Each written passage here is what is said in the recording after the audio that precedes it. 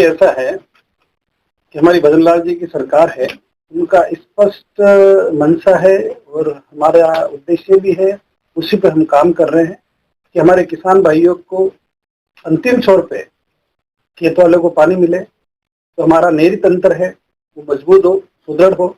इसके लिए आपने देखा होगा कि इतिहास के अंदर सर्वाधिक अगर किसी सरकार ने अपने शुरुआती 2 वर्ष के कार्यकाल में पैसा दिया तो हमारी भजन लाल जी की सरकार ने दिया। पूरा इंदिरा गांधी नहर कैनाल हो, चाहे और भी अपना भाखड़ा का ये आप जो बता रहे हो, पूरा नहरी तंत्र, चाहे वो हनुमानगढ़ हो, गंगानगर हो, बीकानेर हो, जैसलमेर हो, जहाँ जहाँ भी आवश्यकता है, चरणबद्ध तरीके से हमने दोनों बजट के अंदर भरपूर पैसा दिया है और जहाँ कोई कमी खामी या जहाँ आवश्यकता है उसके अनुसार चरणबद्ध तरीके से हम करेंगे। आज मैं खुद मौके पर गया था, वहाँ पे जाके चेक किया, कार्य की गुणवत्ता को मैंने चेक किया और इंजीनियरों को हमने स्पष्ट निर्देश दिए कि किसी भी सूरत के अंदर काम की गुणवत्ता से हम समझौता नहीं करेंगे। अभी मैं मेरे विभाग के कार्यालय पे जाकर मीटिंग भी लूंगा और जो हमारे बजट घोषणा है वो तय समय के अंदर हो, उसके लिए पाबंदी करूंगा और हमारे जो काम है गुणवत्ता के साथ साथ तय समय के अंदर हो। इन दो चीजों से हम कभी समझौता नहीं करेंगे और हम सतत मॉनिटरिंग के तहत हम इस पे जब भी हमें कोई शिकायत मिलती है, बिना शिकायत के भी हमारे जनप्रतिनिधि को बताते हैं या रेंडमली हम क्वालिटी कंट्रोल हमारी विंग है वो इनको चेक करते रहते हैं। और रोज सुनने को मिलता है कि नहर फीडर पीछे टूटी, यानी हरियाणा के अंदर या टूटी, बार बार टूटती है नहर। रिलाइनिंग का काम पिछले 20 सालों से बकाया है और बीजेपी सरकार के द्वारा हालांकि 200 करोड़ रुपया इसके लिए बजट का प्रावधान 1 साल से किए हुए हैं और डीपीआर का मसला अटका हुआ है। डीपीआर हरियाणा सीमा के अंदर होने के कारण डीपीआर हरियाणा सरकार के द्वारा की जानी है। हरियाणा के अंदर किसानों के द्वारा इस नहर फीडर का पानी भी लंबे समय से चोरी किया जा रहा है, उसको भी रोक पाने में न हरियाणा न राजस्थान सरकार सक्षम हो रही है। नहर फीडर में हरियाणा से 106 क्यूसेक पानी कम मिल रहा है। कारण यही है कि रिलाइनिंग क्षतिग्रस्त है, पूरा पानी दे नहीं रहे, उसमें से भी चोरी हो रहा है, करोड़ों का नुकसान हो रहा है। पिछले 20 वर्षों से यहाँ के किसान चक्का जाम, हड़ताल और फिर धरना, लंबे समय तक धरना चलाए, ज्ञापन का सिलसिला, नेताओं से मिलना, आमरण अनशन, सब कुछ करने के बावजूद वह थक चुके हैं और इसको लेकर सरकारें, दोनों सरकारें जो है सक्रिय नहीं है। आज हनुमानगढ़ के अंदर सुरेश रावत सिंचाई मंत्री राजस्थान यहाँ पहुँचे थे, उनका दौरा था, तो जब उनसे नहर फीडर को लेकर और डीपीआर हरियाणा राज्य के द्वारा नहीं बढ़ाने को लेकर सवाल किया गया, तो जानिए उनका उस सवाल पर क्या उत्तर था। और एक नहर फीडर का मुद्दा है। नहर फीडर हनुमानगढ़ में 200 करोड़ रुपया बीजेपी ने दिया, बजट दे दिया, 1 साल से डीपीआर नहीं बन रही है, हरियाणा ने बनानी है, या वो मना कर दे तो राजस्थान सरकार बनाए।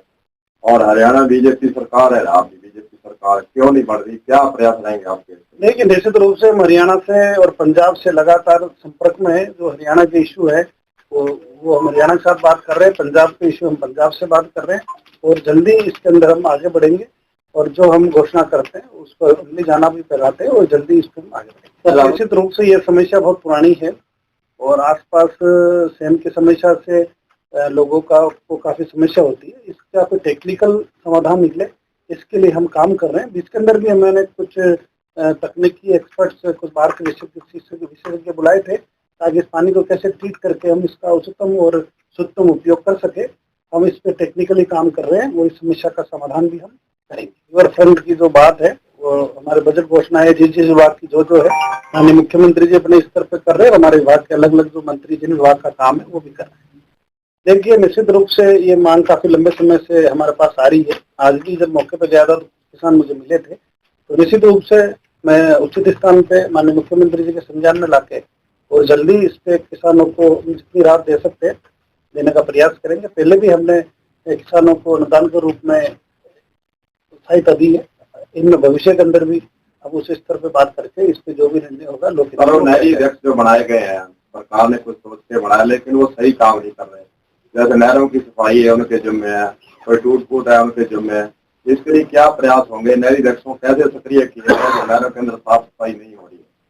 देखिए, हम तो विभागीय स्तर पे अपनी तरफ से हम प्रयास कर ही रहे हैं। मैं उन समूह को भी कहना चाहता हूँ कि ये नहरी तंत्र किसानों के लिए है, किसानों के द्वारा संचालित है तो वो भी अपनी जिम्मेवारी को समझे और इस पे कार्रवाई करे और उनका जो काम है वो दक्षता से करे।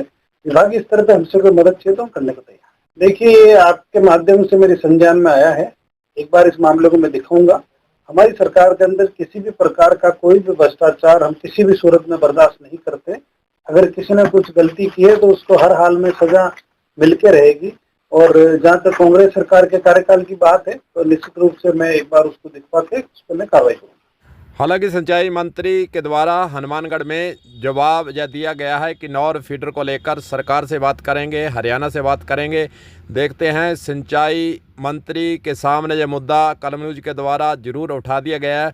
आने वाले दिनों में देखते हैं क्या सिंचाई मंत्री इस नौर फीडर के मुद्दे को दोनों सरकारों के बीच में कोई तालमेल बिठाने के लिए आगे कदम बढ़ाते हैं, या फिर हनुमानगढ़ के दौरे को जो मांग जहाँ उठाई गई है उसको ठंडे बस्ते में डालकर इतिश्री कर लेते हैं। कलम न्यूज के लिए गुरदेव सिंह सैनी की हनुमानगढ़ से खास रिपोर्ट।